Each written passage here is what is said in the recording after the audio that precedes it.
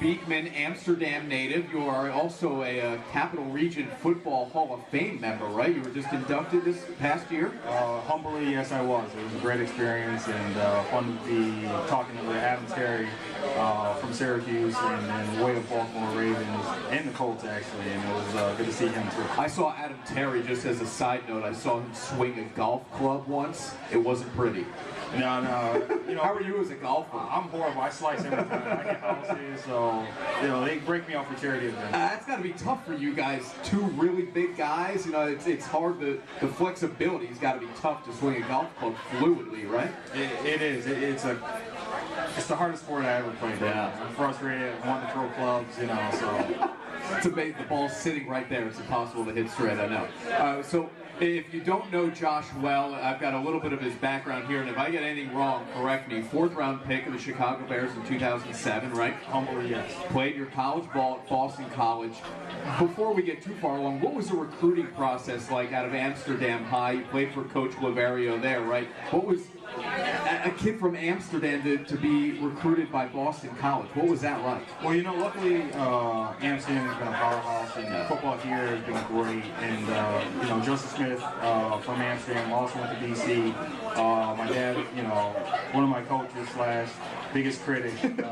Luckily, he had a blueprint, and you know, we followed it. We went to football camps. We got very involved. You know, and coaches got very involved. And I remember taking trips with Coach Laverio and his wife, and you know, off to Notre Dame just to see certain schools. And it was a great experience for the community. And I remember all these trips and all these wonderful things. But going to Boston College, being selected to a top 25 school, knowing that I will be a full-time employee, but you know, not having student loans was tremendous. You know. Luckily, I made some great friends. Obviously, Matt Ryan was playing, Messiah Skiwanuka, Christie, and you know, luckily we still keep in touch. And even Dr. Sherlitz for Detroit is playing, and Matt Tennant is on the same. So I got a lot of BC guys matching up with each other who hopefully can get a ring this year.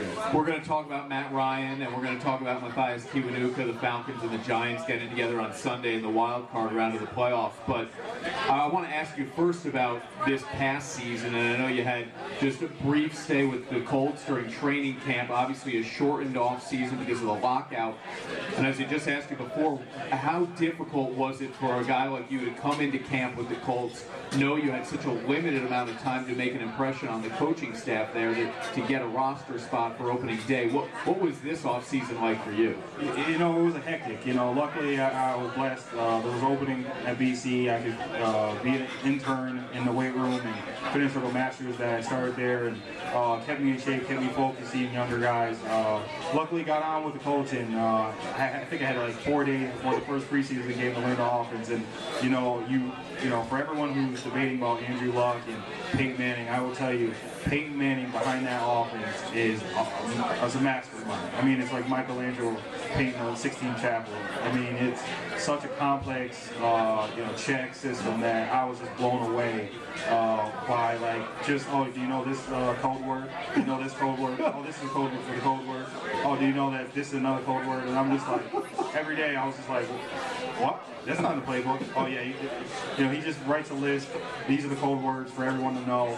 And I mean, it was a phenomenal experience to see how good a quarterback can be at the best level. I mean, he's worth every penny. This isn't to disparage any of the quarterbacks you played with with the Bears. Was it Orton and Cutler you were there with? I was with Orton, Cutler. They aren't Peyton Manning. No, they're not Peyton Manning. I mean, I think he's really shown what it takes to be. I think when you can tell the head coach you want to go for it, or you want to go for two, you know, that's the trust, that's the experience you have to put in, that's, you know, the tape you put in, the sacrifice. I mean, I think the only person other than him, maybe Drew Brees right now, who can control the offense, maybe Aaron Rodgers, who can control the offense and say, this is what we're going to do, this is what we're going to execute. I know my hots, you know, Tom Brady, you know, up there too, but I mean, obviously you've seen this season, it was a different Indianapolis Colts without him, but, you know, I was just blown away, like, the offense I had to learn within, like, I was just up, you know, 12 o'clock at night just trying to learn the basic offense, and that's not even, like, the trick plays that they let pull out, like, week 3 or something. Going back to BC, greatest stadium you played in, was there ever an awe moment that you had when you left the locker room through a tunnel and onto a certain field? Well, you know, I think it was a bowl game. I think we played in the Meineke Car Care Bowl, or I forget what it was called at the time. Luckily I was blessed to go to 5 bowl games. The Meineke one might have been in Detroit, but, you know, we were in North Carolina. We got to, you know, play there, and the coolest thing about that trip was I got the taste of NASCAR. You know, I got to ride in one of the petty cars. Nice. Hit the bank, and you know, you feel those G forces when you're going 200, 400 miles an hour, and your weight just, you know, quadruples, and it's like, wow, you do this like for 500 times. Yeah. You really respect that. Yeah, you know, it's a guy in a car, but every time he hits that bank, and you know, that was just a great time. You know, because I think that one was one of my last, my 5th year senior game.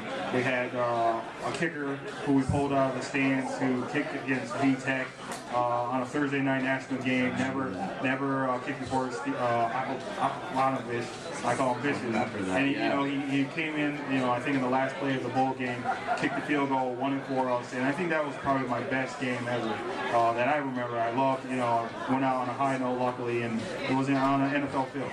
I know you're not completely done with, you know, looking to make an NFL team. You'll still pursue that, I would imagine, to some degree. But tell me about your passion now to coach football, even at the college level.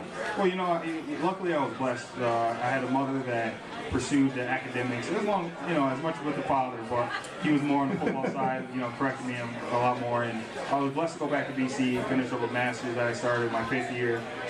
You know, get in the weight room as a strength and conditioning coach. And hopefully kids understand that there's more to football. You know, tell them to get involved with the school like I did, you know, being orientation leaders. I think there was like 8 of them. I think when I was going through, there was like 2 or 3 only. You know, getting involved with other organizations with the school. As much as there's not a lot of free time for you, that, you know, you make friends with other kids, you know, and, you know, luckily it pays dividends. Let's talk about this weekend. I may or may not force you into a pick, but Giants, Falcons. The Giants are sort of a hot and trendy pick right now. They seem to be healthy enough to be playing at a high level. Falcons, you have strong ties there with Matt Ryan, strong ties with the Giants with Kiwanuka, Matthias Kiwanuka there. What will this be like for you on Sunday? Hopefully you find a quiet spot and you're able to sit down and actually watch this game. You know, it's going to be a great game to watch. I know Matt Ryan, unfortunately, he's getting labeled with the 0-2 postseason losses. I mean, obviously it's a team effort, but it's always on the quarterback's back, you know, win or lose. I'd love for him to win it. I got a feeling, I know he's going into his mode where he's just hitting the book. He's, you know, watching extra tape. You know, he's in that, you know, I remember rooming with him, and, you know, we were preparing for maybe like Wake Forest or somebody who we should be. And he's in the playbook, and I'm just like, what are you doing? You know, and I know that right now, his 3rd postseason game, you know, he's fired up. He's definitely going to be on the ball. I don't know if he's going to win it. You know, I got to think that Big Blue is getting hot right now. The running backs are stepping up, you know, and when you get that taste of, you know, it's finally going right, they might be unstoppable like they, you know, the year they beat the Pats that were undefeated. Give us some insight, because rarely do we have a chance to talk to an NFL guy who knows a quarterback like Matt Ryan, his caliber, so well. Give us some insight to him, what he was like as a roommate. How can the Giants get under his skin? What are some of Matt Ryan's pet peeves? Well, you know, you can't really get under his skin. Matty Ice, does he live up to that? He really is Matty Ice. You know, I remember he took a vicious hit during the Clemson game. I think it was like 08, I believe, and he got right back up, you know, took his breather, you know, went back in the game. It was actually on ESPN, and we made fun of him for it. You know, we got to get rid of the ball now. But he's going to keep his eyes downfield. He'll take a hit. He's going to keep going. I know right now he wants this win. I know it's something to his ego.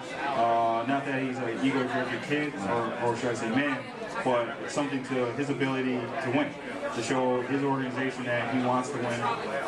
And the Giants may be in for a show. And I know with the pass rush they have, they're going to get after him. They're going to get some hits on him. They're going to, you know, try to rattle him. But he's going to come prepared. Let me ask you just a couple of more things. First off, I want to ask you about Amsterdam head coach Pat Laverio, who decided to retire at the end of this season. We did a Barstool Banter at the Recovery Sports Grill in Amsterdam with him, and I think he was having sort of a retirement party with his family there, and he just, his son was a senior, he was graduating, he felt like this was the time for him to go.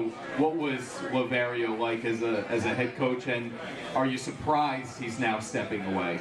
You know, I am surprised he's stepping away, but he's done a lot for the program. He's done a lot for me. Personally, I remember him coming in the summer, beating the horn, waking me up, saying, "Let's go. What are you doing? You're not ready." And you know, going all around town, picking up guys that couldn't, you know, didn't have cars, get them up to the weight room. You know, passionate about, hey, you have to do the little things in the off season. Obviously, we love them or hate them. I remember parents like, "Hey, shouldn't my kid be playing?" Or, you know, "What can my kid do to play?" Or, you know, maybe you could talk to coach. You know, he's going to do what's in the best interest of the program. Right now, he's going out on a high note, I believe. And, you know, obviously, to his credit, you know, he'll put me in college, put a lot of other guys to play in college. Luckily, I was able to get selected to play in the pros. You know, won a state championship. You know, the other guy before him won a state championship, did the same exact things. I think he, you know, he might top Dorico by just, you know, having an NFL player, but you know, the guy who's going to take over, he'll be involved, helping him out. You know, he's going to encourage him to help the kids, and the sense of community that, you know, resonates from the program, that he wants better for these kids. And, you know, it's not just about football.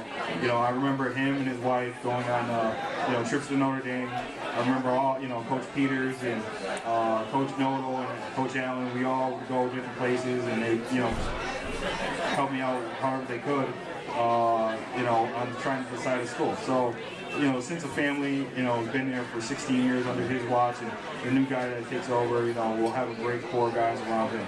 Last thing, Josh, how often do you get home, and where do you now call home? Obviously, you're a member of the Capital Region Football Hall of Fame. You have such a great name and legacy here in the Capital Region. So many people know you and know the ability you had, not only in high school, but in college and in the NFL. So I guess, what is the future for Josh Beekman, and how often will we see you around these parts? Well, you know, luckily I'm in Boston right now. I was able to come home. My mother, you know, luckily was selected to become an alderman in Amsterdam, and to her credit, she's already fired up and getting after people. And she's going to do it the right way, and she's going to try to do it the best way of her ability. And my dad jokes, I said, "Why don't you run for mayor?" He goes, "You might not agree with me all the time." So, you know, luckily, it's like church and state. You know, right. You keep separate, yeah. But, you know, I was able to come back, see her get sworn in. Great accomplishment for her. You know, she kept updating me about classes she's starting to take and give back, you know, to education. Because, you know, luckily she had me, you know, didn't finish up her college degree, but she is going back. And, you know, education is big in our family. So luckily, I'll be able to come back a little bit more, but if I'm traveling to do whatever jobs I have to do that God blesses me with, I'll appreciate it. Well, Roger just got a hold of Josh last night on his cell phone, and Josh had plans to leave town last night or early today, and he was good enough to convince his wife somehow to stick around for an extra night and spend it with us. So Josh Beekman, everybody, from Amsterdam, NFL player, we'll still call you, and someday a head coach somewhere, I'm sure. Hopefully, if God permits, you know, all blessings come from above, and we all go through trials and tribulations. Yeah. Well, thanks for being with us, Josh. No I problem. appreciate it.